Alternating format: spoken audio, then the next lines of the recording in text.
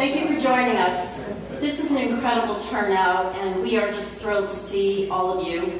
And welcome to those joining us online. I'm Gloria Palmer, the Executive Director of Green Mountain Academy for Lifelong Learning. If you're not familiar with Green Mountain Academy, or GMALL as many call us, we are a nonprofit organization that provides educational opportunities in the form of lectures, workshops, moderated discussions, outdoor activities, and documentary film screenings for adults in southern Vermont. We hold about 100 programs a year in a wide range of topics, and we partner with other nonprofits as we are doing here today. The Manchester Historical Society is a wonderful organization that is a resource for our local history and so worth our support.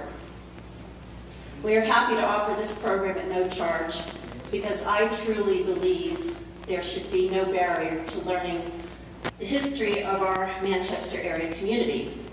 Having said that, though, as GMALL and the Historical Society are both nonprofits, we rely on the support of donors to fulfill our missions. There is a donation jar as you exit this evening. No pressure, but we are grateful for any support, and the money collected tonight will be shared 50-50 with the Manchester Historical Society. So I thank you in advance.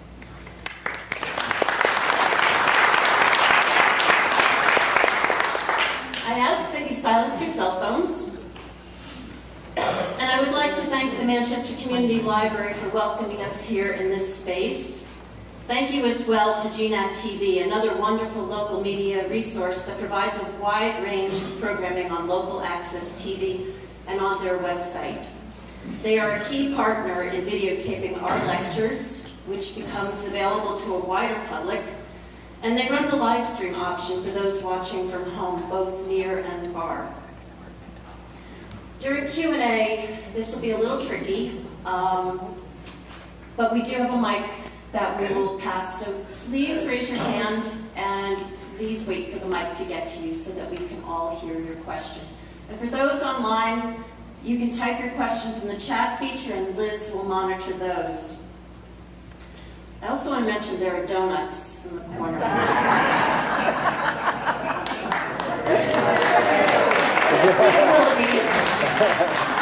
And after tonight's lecture, I just ask that you help put the chairs away. If you could just fold up your chair and stack them over there, we'll get this cleaned up much quicker. And now I would like you to join me in welcoming Courtney Mutz Callo, who grew up on top of Mount Equinox, and Shawn Harrington, the Curator of the Manchester Historical Society. Thank you.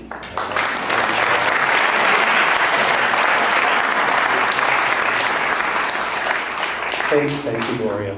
It's been really fantastic partnering with Gloria and Green Mountain Academy, and their programs are really fantastic. They have a lot of them here on Tuesday nights. She makes exceptions for me, and so we're here on a Thursday night. So thank you for that as well. And welcome everybody who's out there watching this streaming. Louder, please. Press in the back. How's this? All right. See, I told you, Courtney. I know. So we're going to kind of be mixing this up tonight. I'm really excited. It was a lot of fun working on this with Courtney. She spent a lot of hours. I did as well. We're not going to do the history first. Thank God, because I'd be like the opening band, and everybody like, shut up. Anyway, so it's been a lot of fun working on this. The lights are going to go down, and we are going to get started. So we're just going to kind of tag team a little bit. We're going to have fun. We hope you enjoy this as well. So ditto to, I'm a Mutz, so I'm loud. Don't worry. Thank you, GMALL. And I'm, as a proud Manchester Historical Society board member, we're thrilled to be able to do these partnerships. It's fantastic. And I am humbled by the crowd. As I look out, there's old Manchester there. There's so many people who have their own Skyline Inn and Mount Equinox stories, so I hope we'll be able to bring that in at the end. But my dad was an incredible storyteller who was up there before, and I hope to follow in his footsteps and do the same. So I hope we have fun tonight with this. Okay, the mountain that raised me. My formative years were spent on top of a 3,850-foot mountain. So my husband says that explains a lot. As an only child, especially. To me, it's just amazing. I look out my house. I bought my house so that I could see Mount Equinox. I look out at it every morning. I see the chutes go, smaller, larger. Shawn looks out at it as well. And it's been super fun to do it with him because the history is incredible, so you won't be bored with the history. So let's start out. I consider myself a Vermonter. I was born in Bennington Putnam Memorial Hospital. So didn't go back 17 generations, but I consider myself a Vermonter. But how did I get here? Okay. So my parents always described themselves as two city kids. My dad was born in Greenwich, Connecticut, and born and raised in Portchester, New York. And my mom was raised in Atlantic City, born and raised in Atlantic City, New Jersey. So I told Shawn I want to try to put some, as a historical society board member, I want to kind of put some history into this as well. Portchester was interesting. My dad's elementary school was right around the corner from the Lifesaver factory. So Portchester was the home of the Lifesaver factory. So he would walk to school every morning, and it would be wintergreen one morning, butter rum the next morning. So if anybody didn't know that little tidbit, that was Portchester. Atlantic City, the best I can say about Atlantic City it was at once a beautiful place. Unfortunately, no longer the case. My dad went to the Culinary Institute of America. That's him. His first placement was in the summer of '64 in the Witchmere Harbor Club on Cape Cod. And so he was there, and my mother was a lab technician at the Betty Backrack home. I've done this presentation a couple times before, and it's always funny how you make connections. So Freddie Templeton's family used to be donors to the Betty Backrack home. She almost fell over when I said no one knows what the Betty Backrack home is for afflicted children.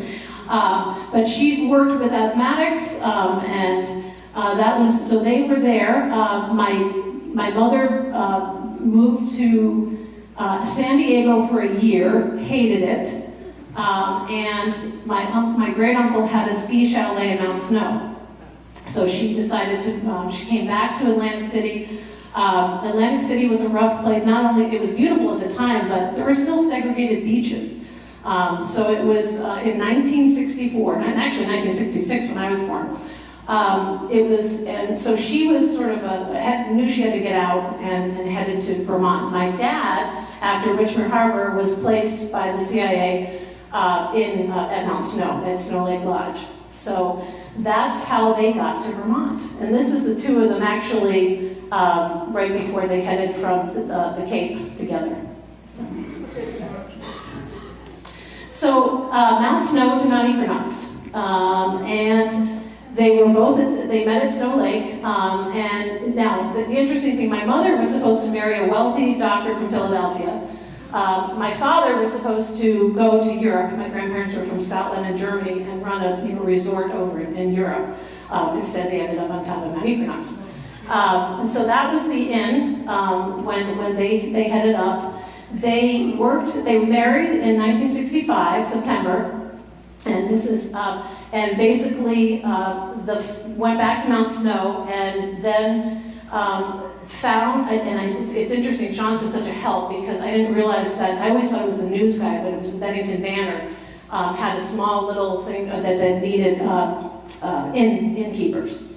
So they actually, for their first time up on top of the mountain, they were working for another guy who was basically, my parents couldn't stand the Bob Newhart show because they said it always glorified running an inn. And this guy was playing in. He was a playboy, actually. So my parents ran the inn the whole winter, the whole summer. And my mom was pregnant with me, so that was the two of them there. Very young, pregnant. My mom's like, get me off of this mountain. We're done. And wanted no part of ever coming back to Mount Equinox. They moved back down to my dad's stomping grounds. They moved to Stanford. I almost grew up in Stanford. Connecticut. And that didn't last long. They basically realized, my father especially, my father was, he was Papa Woodchuck. He loved Vermont. So they basically were down in Stamford, and Dr. Davidson, who owned the mountain at the time, called them and said, would you please come up and run the inn? So that's how we got up there. So that was me. Now this is another little fun, let me put a little history into, because I've been around a lot of mountains my whole life. So this was, Mount Snow was really the incredible ski area in the 60s. And the guy who started it was very much like Fred Pabst, very much like Dr. Davidson was this real pioneer ski guy. And he had spent a lot of time in Europe, and he saw this hill outside of Geneva, Switzerland. This was called Fountain Mountain. And so it's really cool because I think, do I not have it in the, well, I was looking at it, I was showing my daughter Fountain Mountain in the background of this thing that I had seen. So there's me from Fountain Mountain, and they had a rope tow. It was extremely dangerous. They had a rope tow, and they would put gates, and so he would blow this fountain and make this big mountain. So that was sort of my first mountain before Mount Equinox. His name, I should know it. I'm a German major. Shawn. Yeah, no, that's right. I got my Mount Snow people over here. There we go. Okay, so first summer. Now, running an inn is 24 hours a day, 7 days a week. So I was just plopped in the front lobby. And this is where I spent, a lot of my time. And my father would take a nap. I would nap with him. Back in the days before safety, heaven forbid, we rolled over. But a good tidbit story was Dr. Davidson really did love my mom and dad, and really said that these are the people who can really make this into something. And he would do these radio broadcasts and say, come to the top of beautiful Mount Equinox, and you can meet Courtney. And that's all they would say. So people would come and say, is it a parrot? Is it a dog? What I did my jumper seat. That's Courtney. So, yeah, and then that was our staff right there. We had the help lived with us down below, and many drove up and down from Manchester, Arlington, Dorset. And that's me and my mom right there. All right, I'm going to turn it over to Shawn for history. So yeah, we are going to just do a little bit of history here, just to keep us on track. So the whole story with Davidson and Mount Equinox actually begins with Southeast Corners, which is where Manchester, Arlington, Sunderland, and Sandgate all come together. There's actually a picture of a marble marker there. That actually is a real marble marker there, which I'll show you in a second. But the first settlers to come were the Wilcox and Bentley families, who came up here in 1797. They were driven from Connecticut by a malaria epidemic. Now, what I can tell you is it's a good thing they came, because Ron Wilcox is sitting over here in the front row, and he's about the 7th or 8th generation away from Osiel Wilcox, who came up here in 1797. There's a picture of Dave Cannell with his foot on the Southeast Corner marker, which is on private land. If you wanted to go see where this is, you can go see Dave. He'll put you in touch with the right people, so that way you don't get shot if you go up there. So there's actually a cemetery up the Southeast Corners, which is on the back side of the mountain, which is inaccessible by the public. I spent a lot of time on the backside of the mountain as a child, from the time when I was probably 6 until I was 12 years old with my father, because he was friends with the mountain manager, Fred Harvey, at the time. And I'll tell you a little bit more about that. But one of my most imprinted memories was being white rabbit hunting and then walking through the woods and coming across headstones. Now, these were all memories that I had as a child. Headstones in the middle of the woods. Well, we went up in 2021 with Dave and another guy. We went up there, and sure enough, I was able to see these stones. There's Osiel Wilcox's stone. He's born in 1774, died in 1856 at Southeast Corners. There's a number of stones up there. Not all the headstones are there. There's some piles of rocks, which I'm sure there are people there. So that's Ozil and his wife. His wife Nancy, she was born in 1780 and died in 1858. That's actually a picture of me taking a photo of another one of the stones. And it was the morning we went there. It was just like I remember, with the mist, and it was just, it was real eerie. So that was a real big thing for me to actually get to experience again. And Courtney and I went up there a few weeks ago and had an opportunity to kind of go around. So Courtney got to go back there as well. So I'm 57. I haven't been there since I was 7, 50 years ago. So she was there 50 years ago, and it had been 40-something years since I had been there. And there is actually a Revolutionary War veteran up there, Curtis Hull, or Hull Curtis, excuse me, the Deacon Hull Curtis. And he's got a flag, and he does get a flag every spring. So we've heard about Dr. Davidson. So Dr. Davidson, and there's Mr. Barbo, which you'll hear a little bit about in a few. Mr. Barbo probably had a larger impact on the outcome of Manchester than we realize. He was called the Cantankerous Chemist. It was the title of a story that Tyler Resch wrote from the Deed of Gift about the Putnam Memorial Hospital. And he wrote, among the many positive adjectives used by which Joseph George Davidson, PhD, is remembered 2 decades after his death are inventive, ingenious, energetic, charming, generous, attentive, and honorable. But with Dr. Davidson, nothing was simple or one-sided. And so these negatives also emerge from the memories of colleagues and acquaintances: imperious, determined, stubborn, ornery, cantankerous, and even choleric. When Davidson retired to Bennington County in 1960. He was basically a world traveler. He had won, several chemical industry awards. He first came to Manchester. He bought 1,600 acres, which basically made up Southeast Corners. That was his first parcel of land that he purchased. He held 28 patents on compositions, and I could list them all off. Is anybody really that interested? Come see me after. One of the things I think that probably most people will tend to bring up is he was also deeply involved in 2 of the most potentially destructive activities in human history. During World War I, armed with a Fesch doctorate in chemistry from Columbia, he worked as an Army first lieutenant in the development of mustard gas. And during World War II, he headed Union Carbide's immense and highly secretive gaseous fusion project in Oak Ridge, Tennessee, which refined uranium that was used in the fission of the first atomic bomb. So he had quite a history coming here. So the fact that he ended up sitting up on top of that mountain, is probably, I'm sure, was probably trying to balance the ledger somehow. There are a couple of people here I know who knew him, but that's just my own speculation. Davidson later founded and nurtured the first and only charter house in the United States for the Carthusians, a 900-year-old Roman Catholic monastic order devoted to silence, solitude, reverent contemplation of the human condition, and the quest for grace.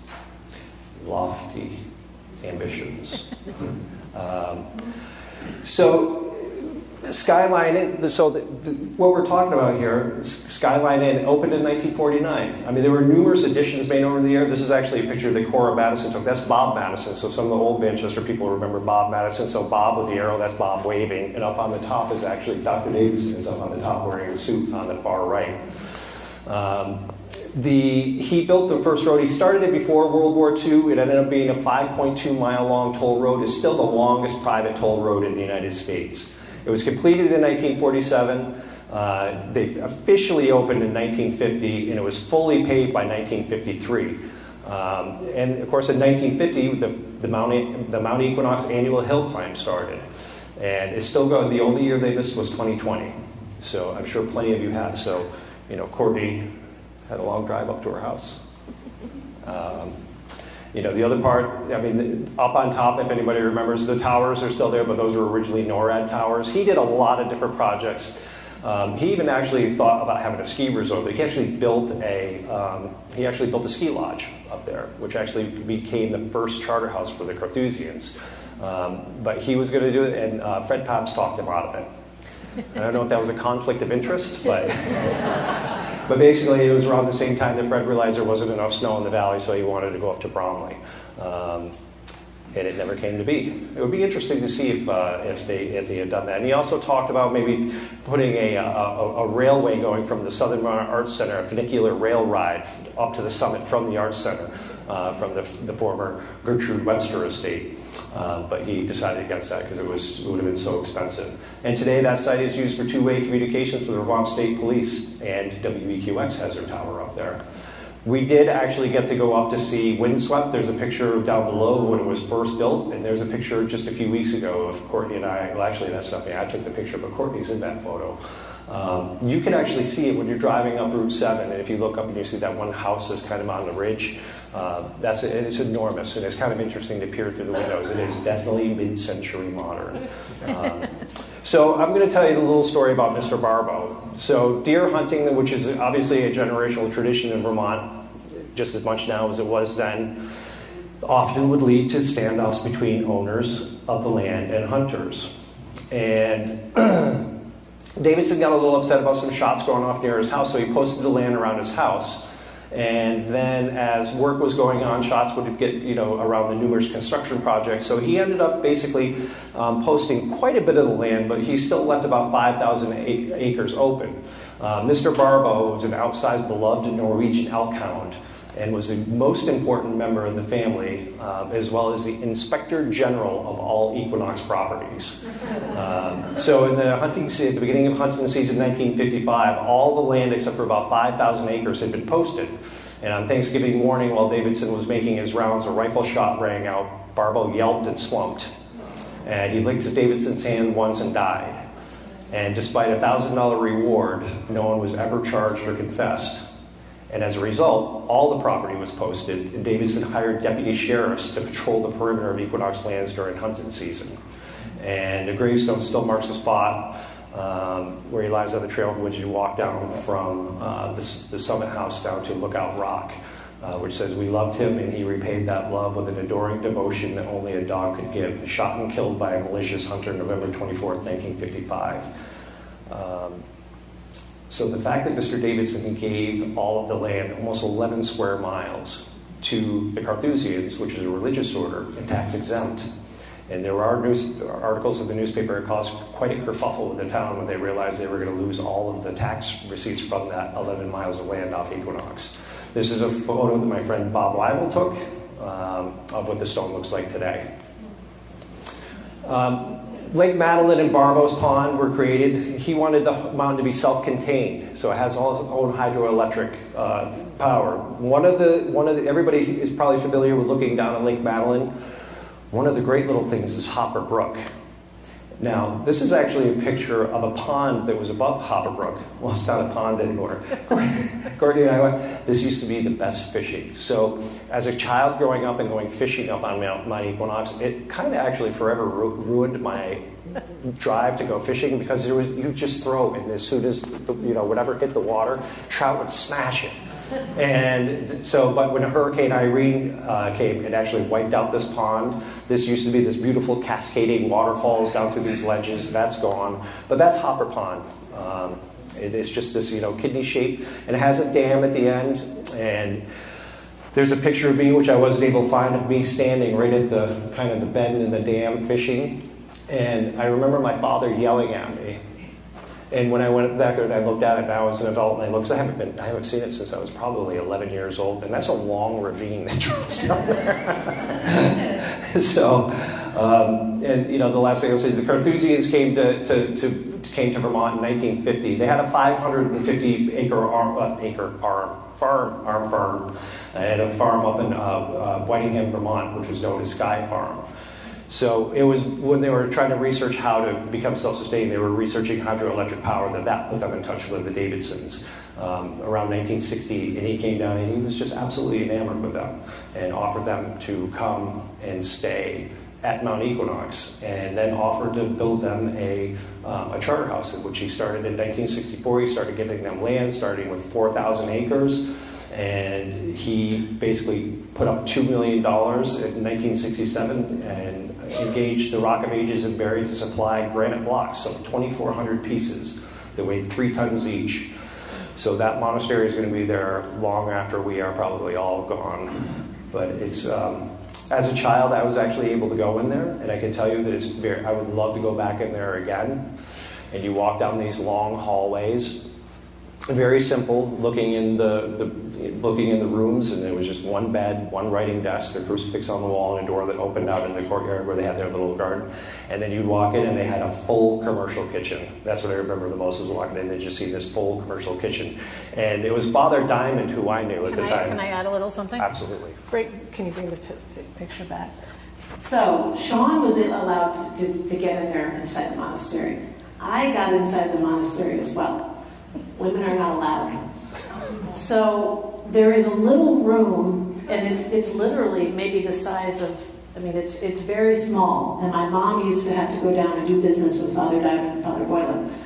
And I got loose in the monastery. I think I was probably about 5 or 6 years old, and it was a big deal. They had to bring some brother over to bless the whole place because a female had gotten through. So I too have the imprinted, because it is sterile in there, but yes, not allowed. Go tidbit. So right by the gate, right where I'm pointing the laser pointer, is this enormous cross, a crucifix, which someday I hope to actually see again. And actually, this is a picture of Father Diamond standing underneath it. He was born of Jewish parents. He became a Carthusian in 1957, and before that he had gone to music high school in New York City and Oberlin Conservatory of Music.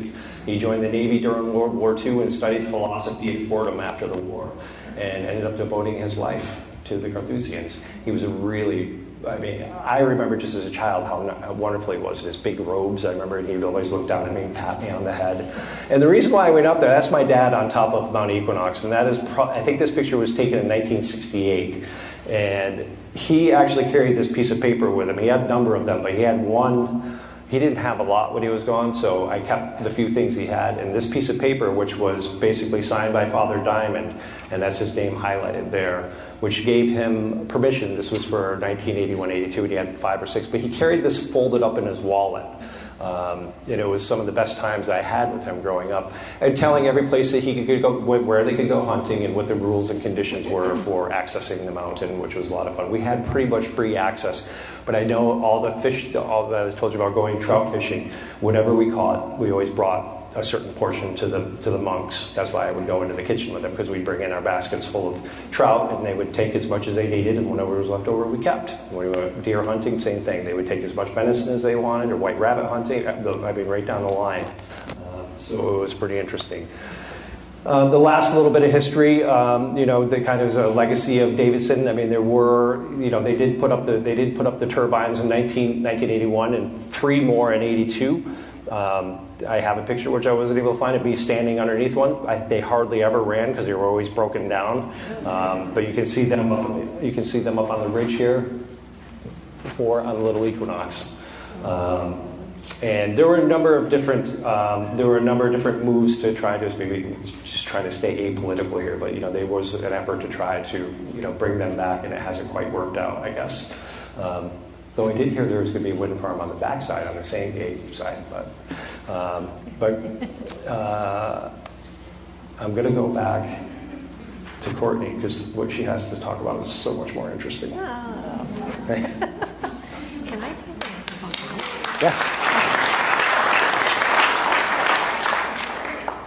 I'm just going to take the microphone out because I get a lot of inspiration to talk about with the pictures I put up. So I figured, since Shawn had put it in some of the social media that this was my driveway, it really, I never thought about that. It was my driveway. We went up and down it every day, sometimes 2 or 3 times a day. How many people, I'm going to ask, how many people have never been to the top of Mount Equinox? Shame on you.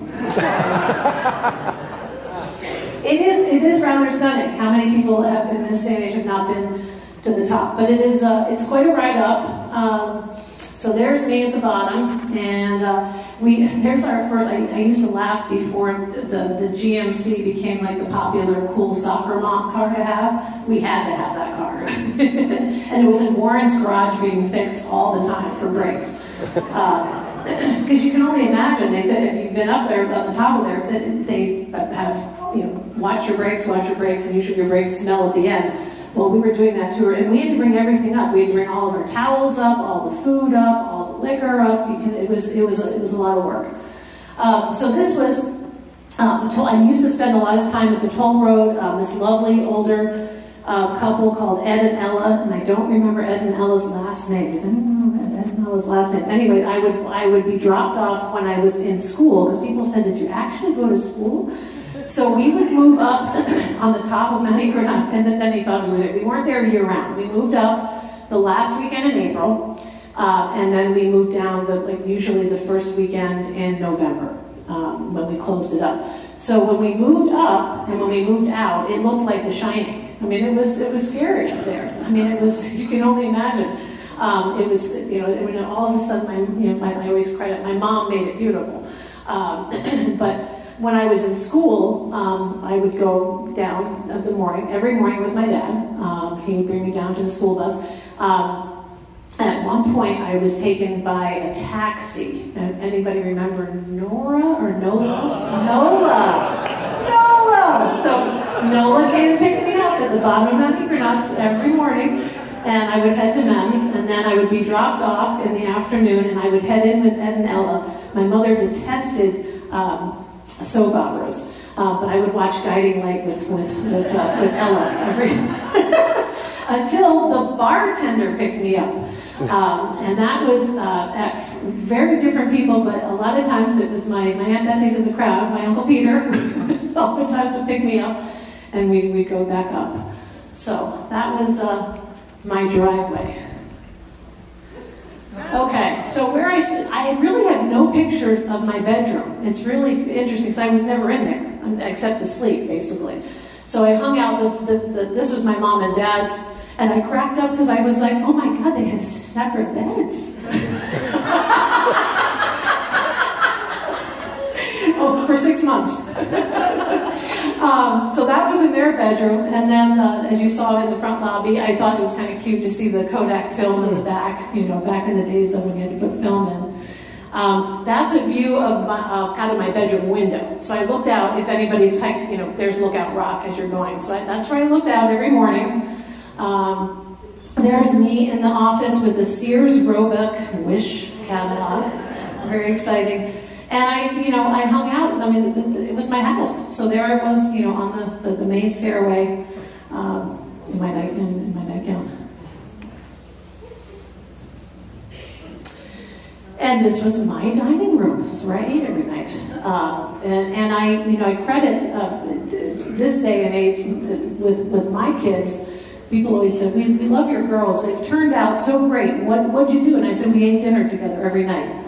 And I said, and even if it was 9 o'clock, we still ate dinner together every night. And I ate dinner every night with my parents. My mom made it absolutely, there was a corner table there, and so she made sure that that's where I was, and that we ate dinner together. We pretended before my dad had to feed, 75 people. The dining room was beautiful. I mean, you look out, it's just incredible. You can see where the site viewer is, so that with the visitor center now, that's, it's sort of at the same spot. And then this is where so I think I explained we had about 8 people that lived with us all summer. So that was them, that they would eat dinner before they got going as well. And the bar. Lots of good stories at the bar. The 60s and 70s, we had a huge local clientele that came up and down that mountain. And I call it the era of martinis in Manhattan. So, youch. But people came up and down that mountain. Now, I will move it onto, this is where I can tell some fun stories. There's me. I wasn't allowed at the cocktail lounge, so you see, I was looking a little sad. Except down here now, you can't make this up. When I was telling Shawn when I did this, yesterday was actually the anniversary of my mom passing 25 years ago. So it was sort of ironic, and it was very emotional because most of the people in this presentation aren't here. Now, this guy over here, I haven't seen since 8th grade, and he's right here. So, that made my night. My Uncle Nick, who met my parents at Mount Snow.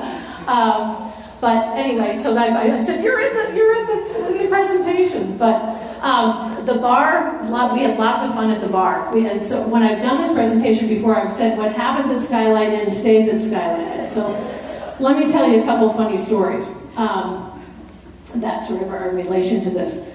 One was my mom and we had, it was a local family. Now, people used to come on the top of the mountain to escape. We had many people, who had affairs. We had many people who went up and, were having, you could hide up there. I have 3 funny stories. The one was, a local family. He came up for a weekend of great fun, which I said this word, and my girl said, "What is that?" I said, "With his floozy." She said, "They're like, what is that?" I was dating myself. So I said, yeah, he came up, had a great weekend. Well, the next weekend was his prenuptial. It was before he was getting married. And so came right up to my mother, "Maureen, it's wonderful to see you. It's been months." My mother's seething, looking, and my father took her in the office and said, "It's none of our business, Maureen. It's none of, we're running it in. It's none of our business. You just smile and nod." If anyone knew my mother didn't smile and nod too well. But anyway, but we would have stories like you wouldn't believe. We had a psychiatrist from Albany who would come up, and we heard all this commotion this one night, and he would bring, different people up. And so my father hears this thing and opens the door, and he's running down with a knife after this. And my mother's like, "Peter, put him on your bathrobe." He's like, "There's no time." Oh, and the last funny story was we would have a lot of salesmen, interestingly, because in those days when you were buying for furniture places or whatever, it took a long time. There were no computers, and you had to really go through catalogs. And so we had a very nice guy who would come over, probably again come down to the Albany area. He did enjoy his Manhattans a little bit too much. So this waitress came running in and said, Mr. Mutz, I think, no names, so-and-so is dead. He said, no. So he went out, and Mr. is in his, and my father did this great, we called it a Deutsches beefsteak. So it had smothered in mushroom sauce and everything. So he's just checking, heaving up, and he's like, "Hi, Peter, how you doing?" And mushrooms are sliding down. We put him to bed. Anyway, and I don't know, I think I do know who this lady is dancing, but we did have lots of people dancing on our bar. But it was great fun to hang out in the cocktail lounge. So my outside was very fortunate. I did the 3 stages of the beautiful marble walls are still up there now. So I spent a lot of time there, and I was just fortunate to have a front deck that looked out where it did. I had a sort of pet raccoon. Once again, where my husband says explains a lot. We called it Mr. Macaroni until she brought all of her babies, but I would feed her. She would come up there, learned how to ride a bike. It was an incredible place to be outside. So I did this. I just bought a donut shop a couple of years ago. So maybe my next reinvention, I will write the book. Right, Kim?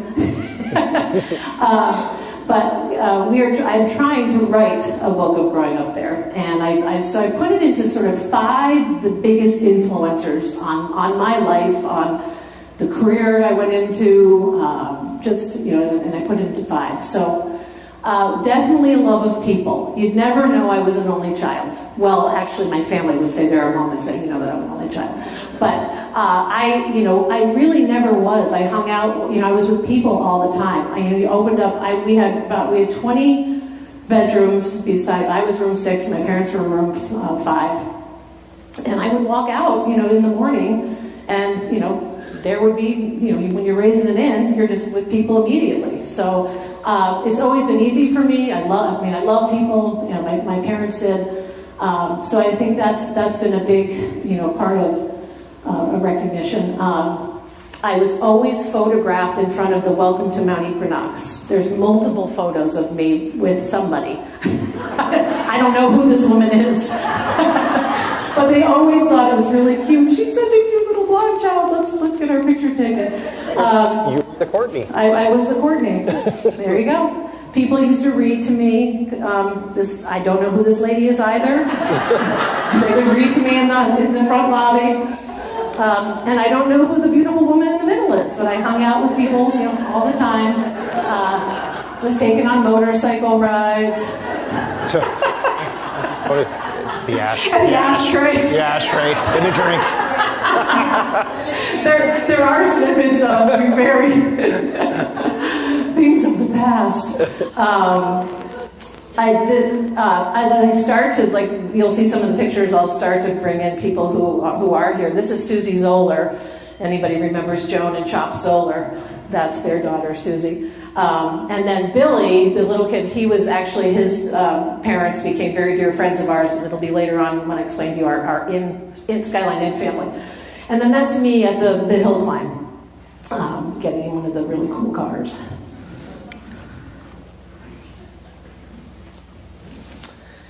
Work hard, play hard. So yes, my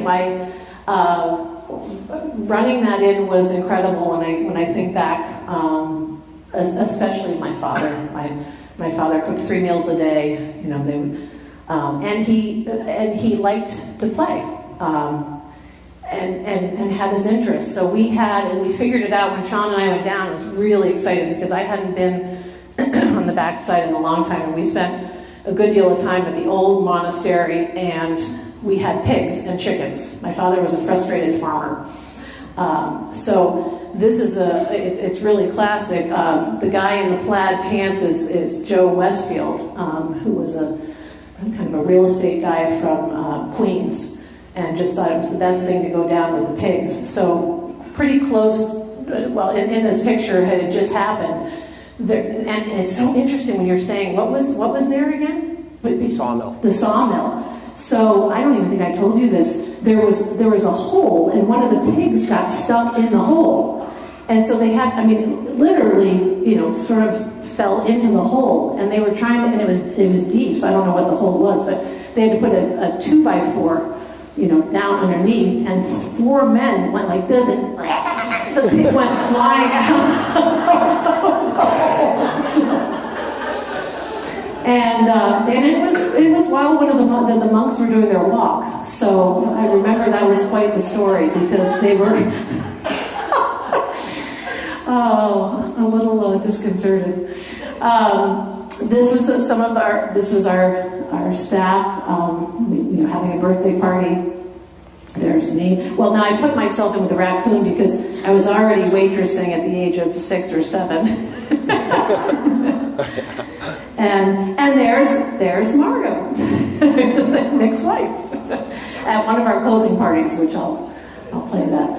So yeah, I think that's one of the best things that I took away from. I do have an incredible work ethic.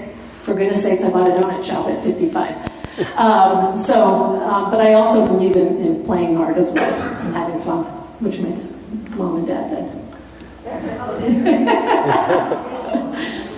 Some of these shots are great. This was all our closing party. So at the end of the year, the last weekend in October, we shut the inn down and just had a big party for the whole weekend. And some of the pictures are great if you think of the era. Now this is Gordy McClure. I don't know if anybody remembers. Gordy taught at BBA for years. His mom and dad, Bert and Miriam, were good friends. And so that's Bert. He always set up the sound system. And it was... No, you can point. But I think it was an interesting time. If you look at Sam was one of our guys. Like, you know, it was the hippie era, and then sort of still the, you know, kind of coming out of the kind of Benny Goodman era. And it was interesting to see everybody kind of having fun together, and they did, which is. Who's the girl with the cigars? That's Nick's wife.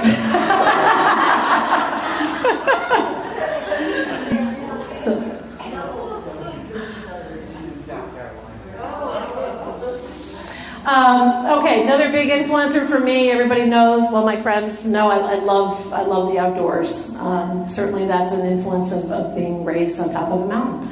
And I've always loved this. No Child Left Inside was sort of when I worked at Long Trail, when I started the outing club there, that was our logo. And so I spent a lot of time outside, and I spent a lot of time, you know, I think back, you know, by myself. So that I didn't have siblings. So this was my Siberian Husky, Schultz, over here. Good story about Barbo. We would head out. I would go back, you know, I'd go up and down to Lookout Rock many times.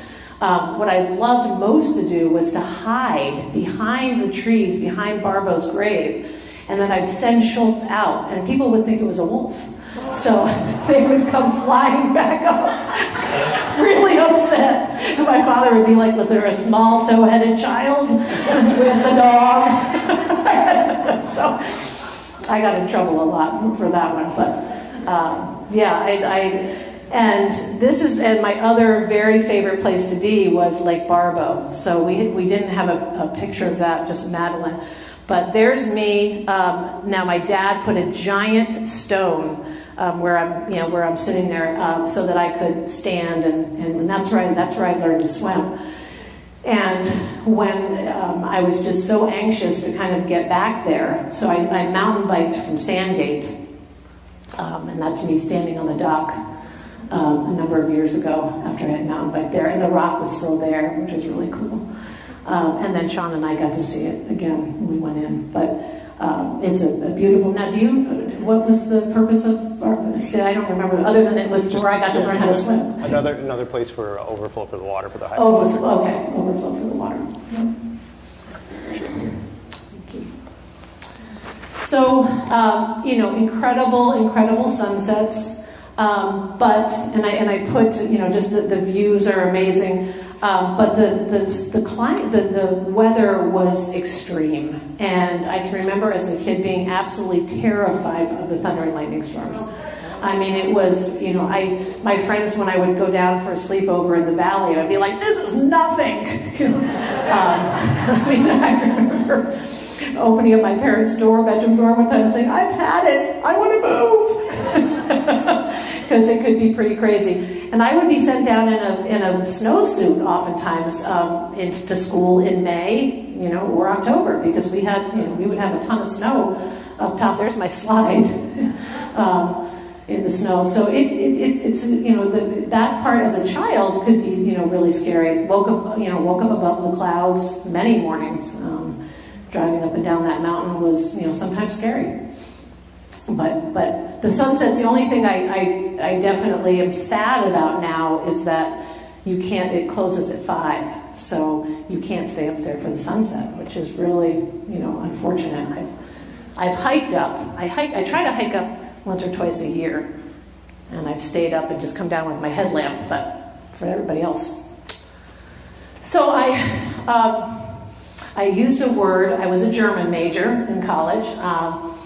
And Weltanschauung means sort of a really, my grandfather used to use it, that's my grandmother and grandfather right there, who really had a huge amount of, influence on me and helping us with the inn. My grandfather was born in Hanover, Germany. My grandmother was born in a little fishing village in north of Scotland. But anyway, Weltanschauung means just sort of not just like a worldly view as in being intelligent, but just sort of being able to appreciate many different cultures and people, and just having an overview. And I definitely, in southern Vermont, on top of a mountain, I got it. I was really very fortunate. So I'll take you around. Obviously, I said my grandparents.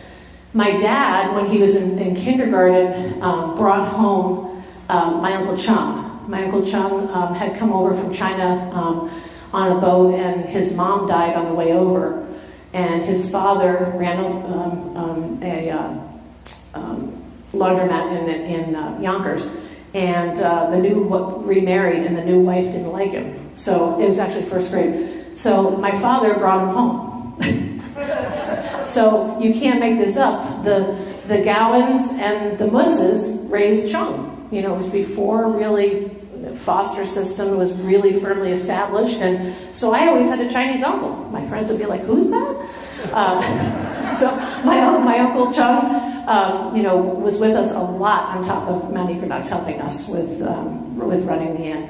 My grandparents had multiple, friends that they met when they sort of did the Downton Abbey in New York City when they met. So my grandmother worked in the kitchen. My grandfather was a valet. They worked for Mrs. Wilson, who was John Jacob Astor's sister. Really interesting story. So a lot of their friends were from, Austria, Switzerland, Germany, and that's my Tana Augusta. So lots of people were always taking care of me in the back. So I heard a lot of German. That was as I was growing up. And then up above is Badri, is the Badri Pandey, and then Abdul is next to him. So my dad had a good friend who was a professor at Middlebury, and so instead of, it was just too costly to go home, he said, "Peter, would there be any way that they could come and work on top of the mountain with you guys?" And he said, "Sure." And it was, for Abdul, it was hard. It was during Idi Amin's regime, so he definitely wasn't safe to go home. So Abdul was with us for 2 or 3 summers. Same with Badri, and then Badri ended up bringing his married, and Basuda joined him. So I was in room 6, and right next to me was room 4. And I ate dinner with them all the time. So it's my love of Indian and Nepalese food, because it was always my father. My dad used to say, "I've got prime rib." And Mr. Mutz, "I cannot eat prime rib." "What do you mean you can't eat prime rib?" So, but Badri loved my dad, and a funny little story there. He was in, and this is, I'm still in touch with them. They're in Nepal, so he was in a very high caste system, and he was obviously going to Middlebury, and his brother was coming over to visit. So he was our dishwasher. Well, that wasn't going to cut it.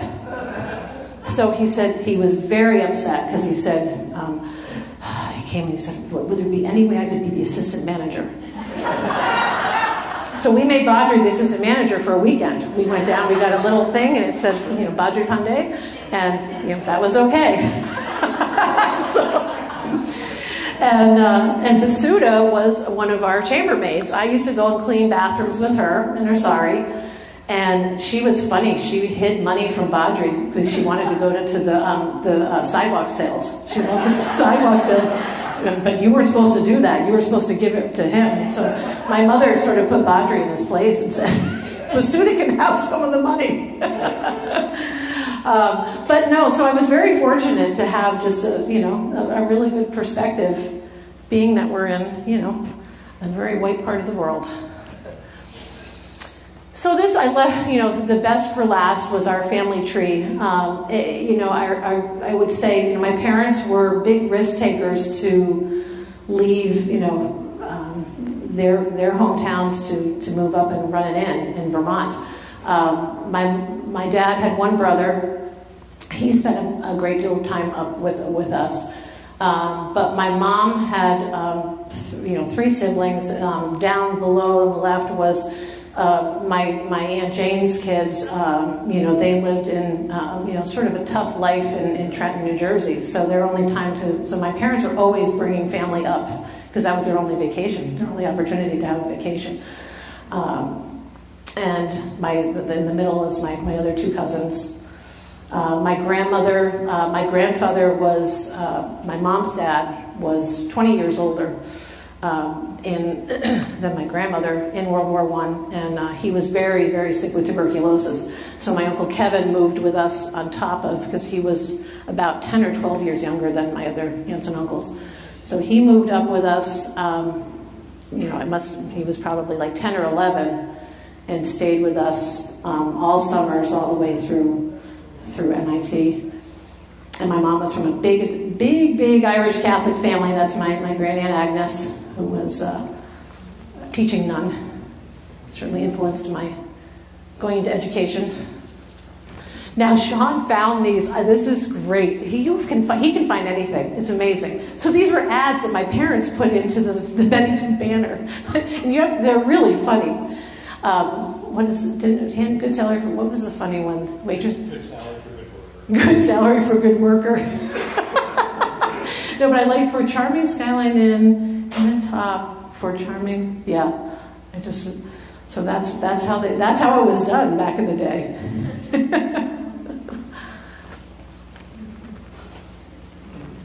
Because I never was an only child, so my dad sort of was. I call him sort of the troubled. Young guy whisperer. He was always really good at just helping young guys who were just not in a good place. So the four at the top, Merrick Council. I don't know if everybody will recognize Merrick. Merrick was dropped off on top of Mount Equinox by Reg, but he was like my big brother. George's parents were. They were customers of ours. Kevin Ailes, my great uncle who I told you had the chalet at Mount Snow, he was a English teacher at Holy Spirit High School outside of Atlantic City. So Kevin was one of his students and really struggling. So he was sent to the top of Mount Equinox to be cured by Peter Mutz. And then Brian Humphrey. Some of you may know Heidi Humphrey. Yeah, that's Heidi's brother, Brian, who.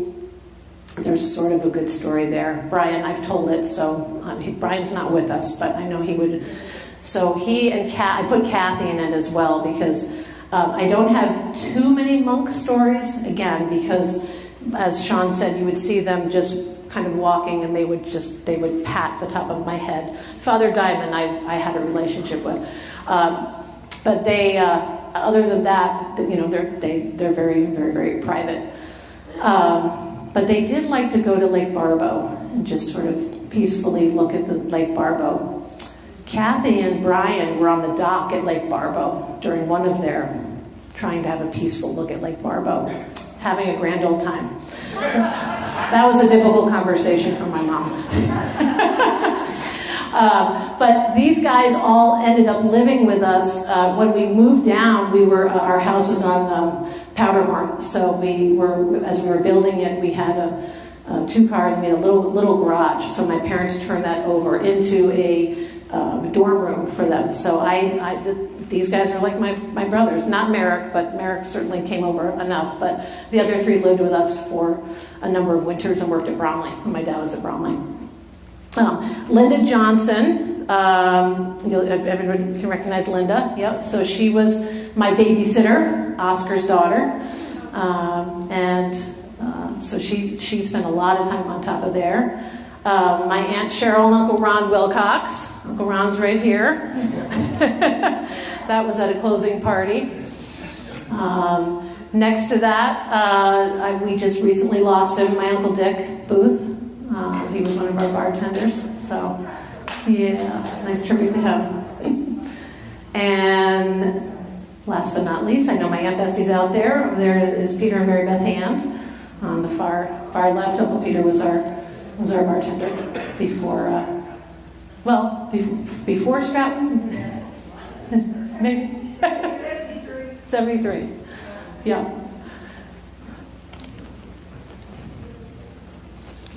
And then this is what we called the Skyline Inn crew. So these were, this was when we had our last year, and we just, they started to come, and just, they became family. And it was really from all walks of life. I mean, I was so fortunate to have a lot, and many of them didn't have, well, a number of them didn't have kids, so I really became very close with all of them. But the Slocums were down on the far left. Betty and Stan Slocum were from Brooklyn. He was a dentist. They would bring their parakeet. They would come and stay in room 23, and Skipper, the parakeet, was there. They would come for a month. Pat and Bill Bettridge are right next to them. Pat's probably online. Hi, Pat. I hope you're watching. Pat's down in Maryland, and Bill's family comes originally from Red Mountain Road in Arlington. So they spend a lot of time, really good friends with the Blacks. And next to them, Mal and Millie Barron. Uncle Mal was head of Stoneham Savings Bank in Beverly. Well, Stoneham, but they lived in Beverly, Mass. This is the Millers. He was a doctor from Ohio. I mentioned, this is my, and as you can hear me saying, I call them all aunt and uncle because they became such close friends. So Joe and Joan were in Queens. But I was really blessed because all of these people were just, huge part of my life the first 10 years. And I had to put this in because my Uncle Nick Campus, I haven't seen him, there he is. I haven't seen him since my eighth grade graduation. And then that was one of our closing parties. And as I said to you, I never found a lot of pictures of me in my bedroom. And then someone, Pat Bedridge, sent this to me. So, that's right, I forgot about this one. Yeah, no, this comes full circle of, so this was the hill climb.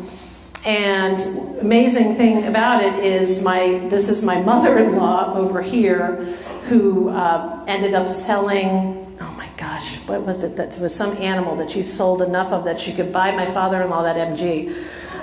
He was big into cars, and he and my brother-in-law Ed. And my brother-in-law Ed does the hill climb every year. So it was interesting to come full circle. So this was just this past summer there. And then I think the last one, right? Last but not least.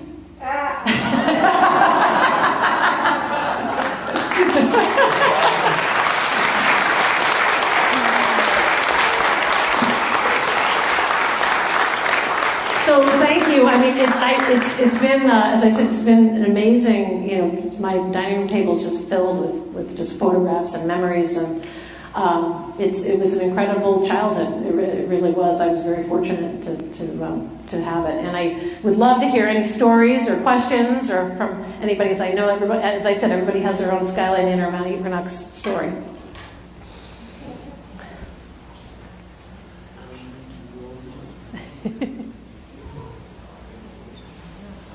Nobody wants to divulge that. Sorry. And the airport. My name is Mary Beth and Peter, and I read a picture up there a little bit ago.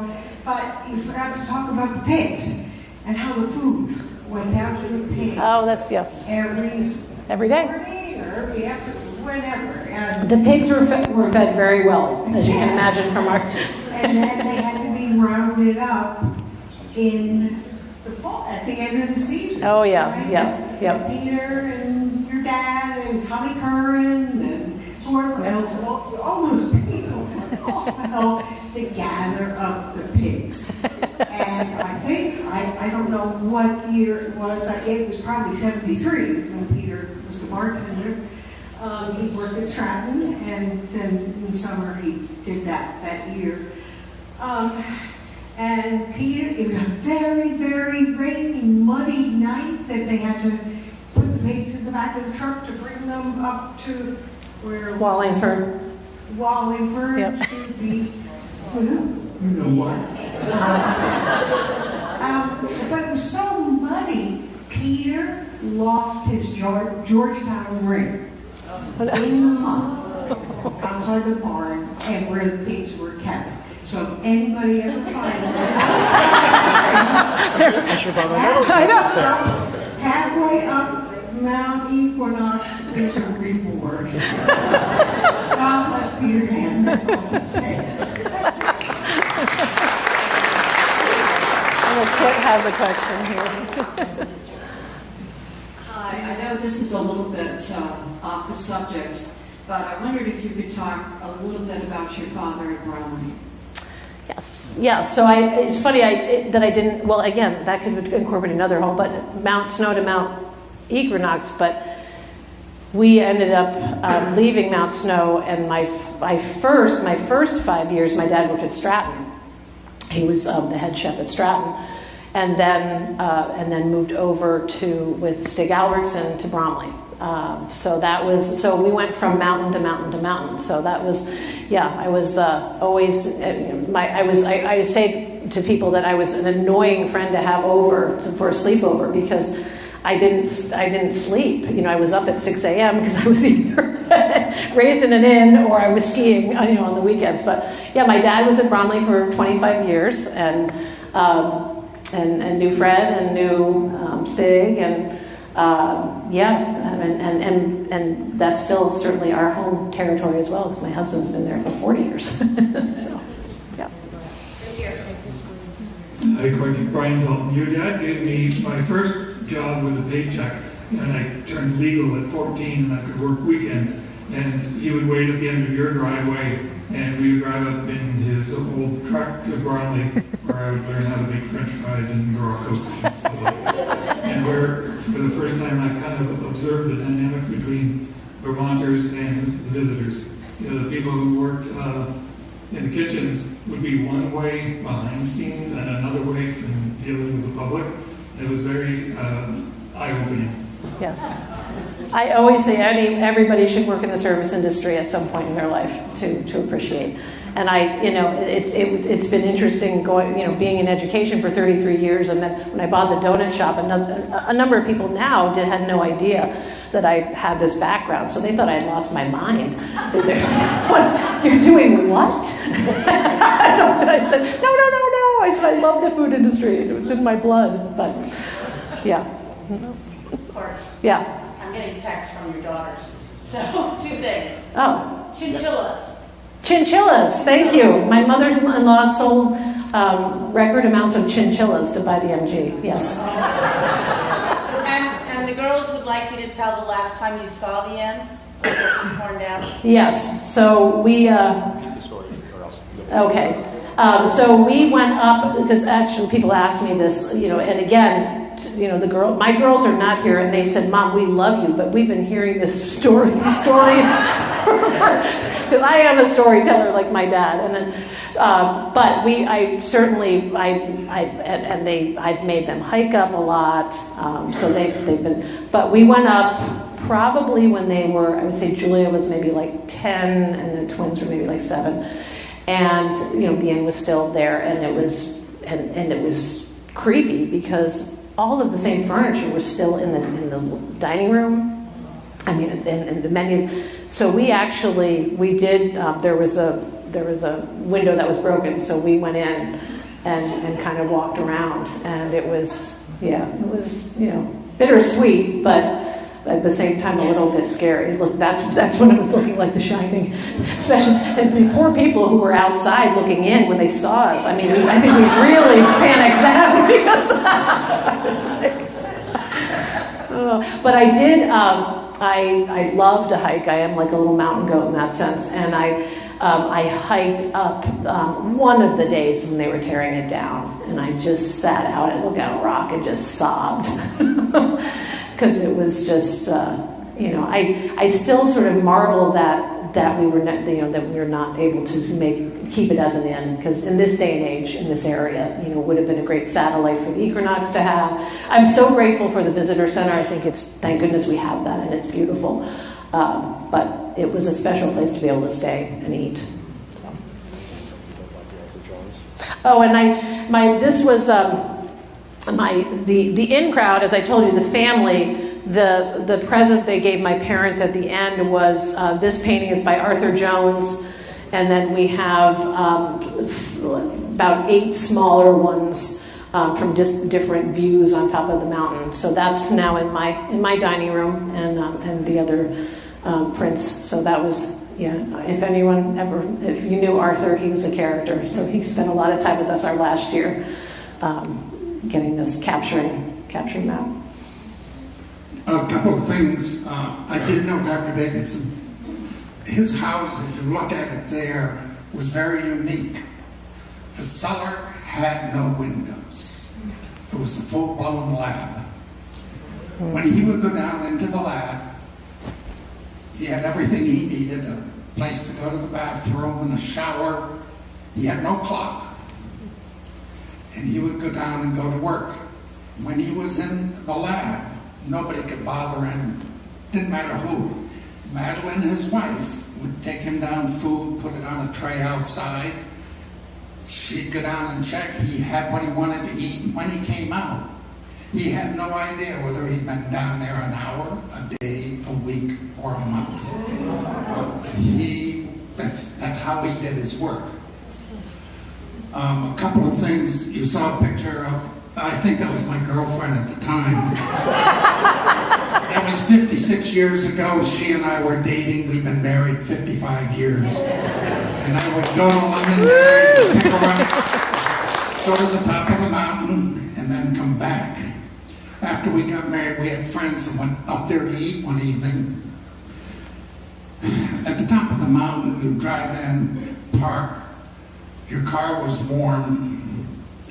One particular night, I went out, restarted, backed up, I heard a thump.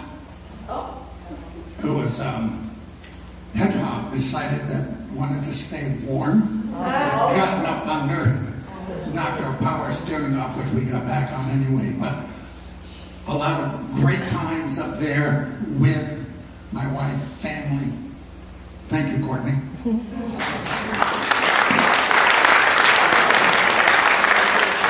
There's somebody with you. We got on the back. Oh boy. I'll tell a quick story. She was going down in the parking lot. We had a Coke machine, and my father was not a hunter.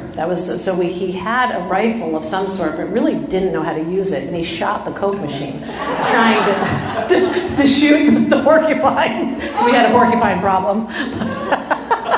It was ding ding ding ding. Hi, I'm Ann Vanneman, and I worked for your parents in 1973. Oh my gosh. Which is 51 years ago. I was 23, so you can figure that out. But I saw the ad in probably the Rutland Herald, and the ad was for foliage season waitressing, September and October. So I applied and I got the job. And I'd never waitressed before. It was your mother was an amazing teacher. And we carried these huge oval aluminum trays up like this. And somehow I managed to never drop one.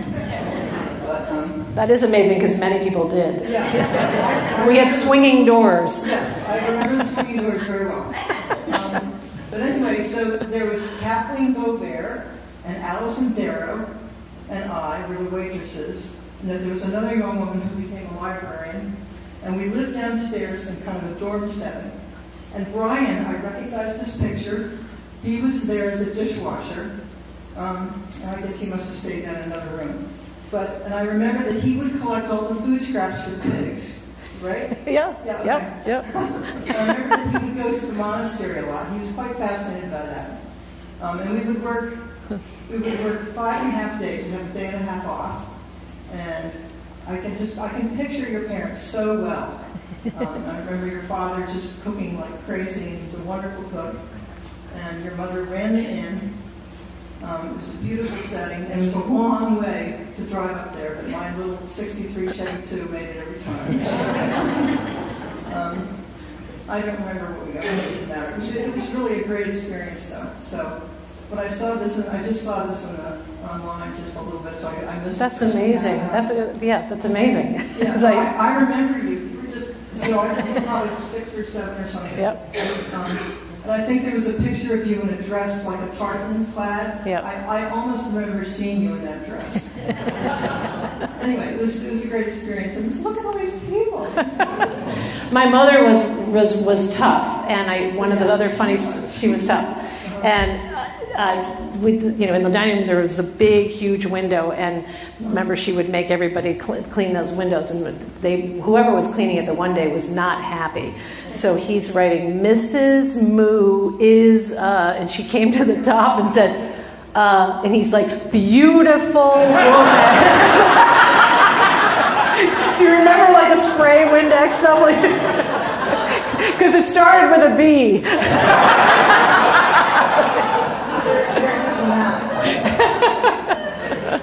Thank you for sharing. Wow.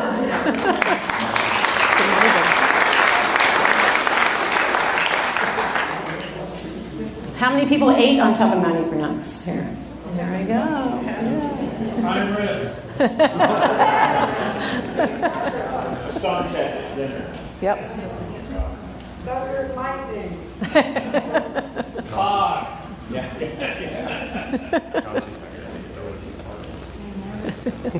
We'll let her. Thank you, everybody, for coming. Thank you. Thank you.